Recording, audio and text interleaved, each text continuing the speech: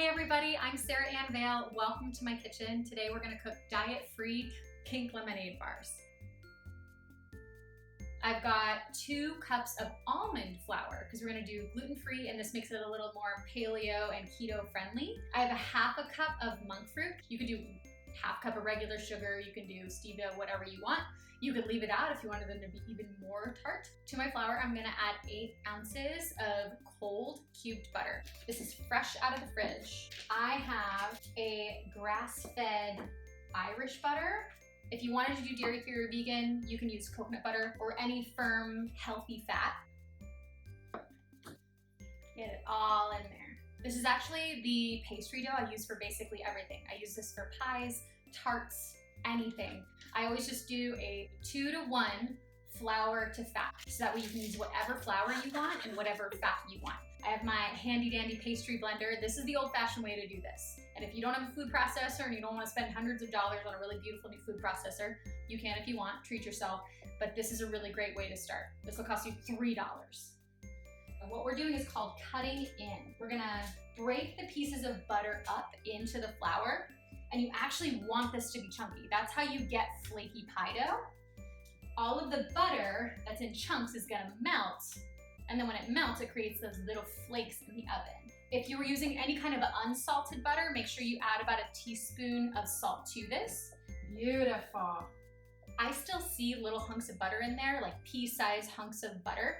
You just need it to where if you pull it together, it holds its shape.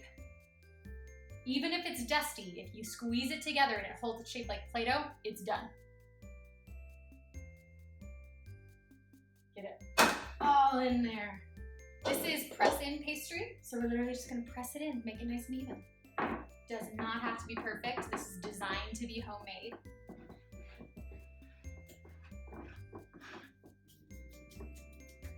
Just so that the dough doesn't puff up in the oven, I'm gonna dot it with a fork. I'm gonna stab little holes in it so that the air has places to escape. If the air that gets trapped in the little butter bubbles didn't have anywhere to go, the pastry would puff up. That's actually how puff pastry is made. Our crust is all pressed into the pie plate. I'm actually gonna pop it in the fridge for like 30 minutes. If you have a couple hours, that's even better. The best thing you can do when you're baking is incorporate time for your dough or your pastry to rest. Just like in good life, your outcome is gonna be better if you make time to rest. So we're gonna do that.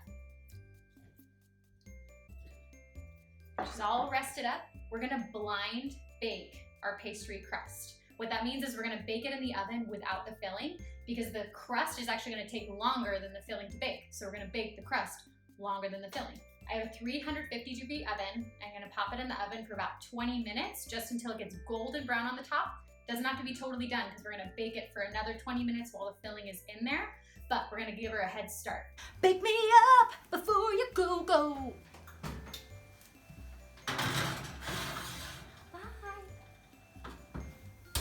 Now we need to fill them. These take about 2 lemons. If you have 2 really, really juicy lemons, you'll need about 1/4 of a cup of lemon juice. Lemons are high in vitamin C, full of antioxidants, boost your immune system, and help you absorb iron. We're gonna roll our lemons, get all those juices flowing. They're like mushy.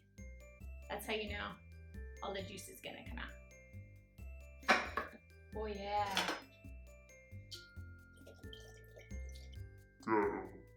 I like to keep these. I pop them in the freezer, and then if I'm making chicken soup or something else that I want to have lemon flavor, or even like tea and I want to cool it down with an ice cube, I set this on top, frozen, and it works as an ice cube that infuses lemon flavor into whatever you're cooking. She's right.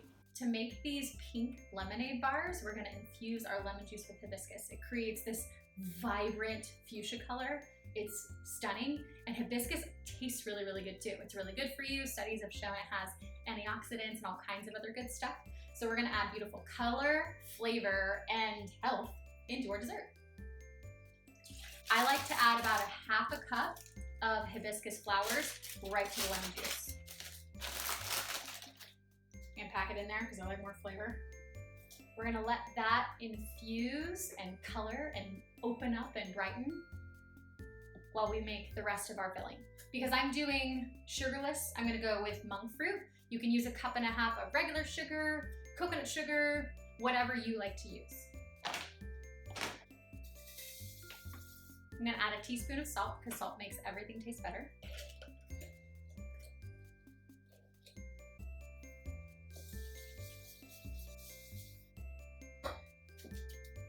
We're gonna add 4 eggs.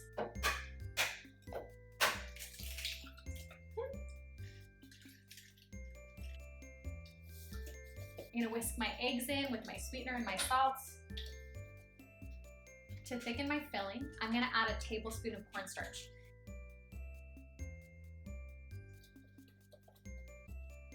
Now we're gonna add our beautiful pink lemons. Let's see what they look like. That floral aroma is just too good. Just so you know, hibiscus is loaded with polyphenols and antioxidants to help you fight cancer and free radicals, and it's antibacterial. I'm actually gonna strain my lemon juice into my mixture because I don't want the hibiscus flowers in there. If you want the texture in there, you can leave them in. I've actually perfumed lemon bars with all kinds of things. You can throw a sprig of rosemary in there and just bake it right in. It comes out looking like a beautiful pine tree inside of your lemon bars. You can add basil, whatever you want.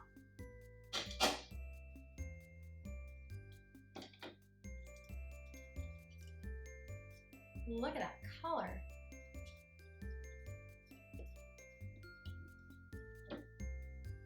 All that juice in there.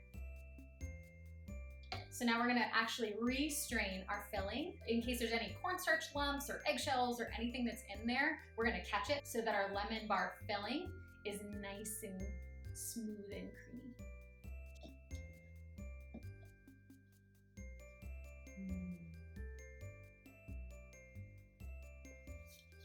Oh, there's a 1 eggshell. That's why we do this.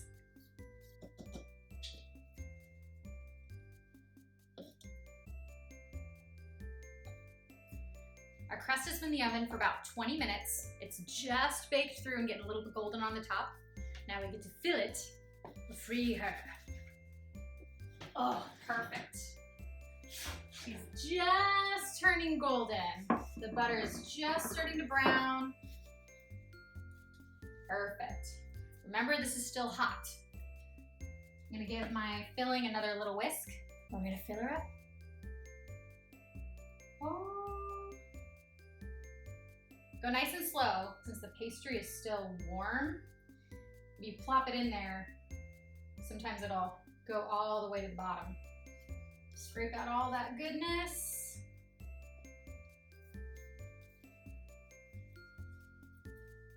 We're gonna put her back in the oven for about 20 more minutes, just until the center is just set. When you bring it out of the oven, it should have like just a little bit of wiggle to it. It's gonna continue to set as it cools. Big and heavy and hot, so be careful.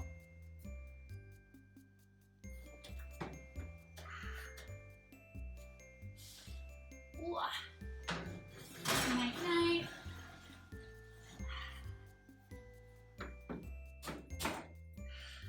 When they grow up, they're gonna be lemon bars. They're gonna bake for like 20-30 minutes. You'll know they're done when they just barely jiggle when you touch them. I actually like them to be totally cool before you eat them. Once you take them out of the oven, set them on your counter, let them come to room temperature, and then if you have the time, pop them in your fridge for 2 hours. I like to do it overnight. So I actually made some last night that are ready to eat, so we can eat them now.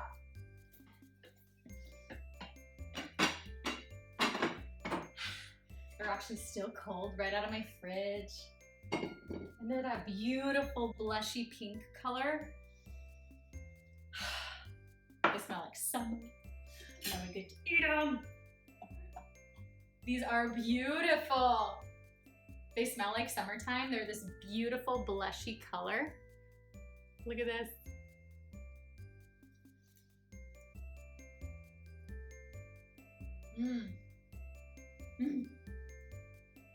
They're tender, they're just set, so they're not like gummy, they're just like beautiful pink lemonade custard. It tastes like a tea party in your mouth. Thank you guys so much. Thank you for cooking diet free with me. Please send me any questions you have, subscribe, let me know how you want to live diet free. whatever family recipes you want to love to eat again in a healthier way that suits your body, let me know. I will see you in a week with the next diet-free recipe.